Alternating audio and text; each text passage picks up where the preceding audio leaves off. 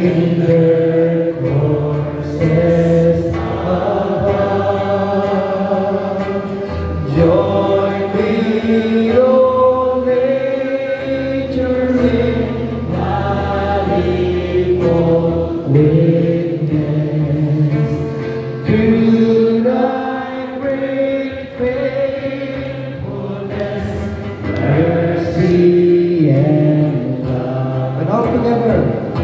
Great is thy faithfulness.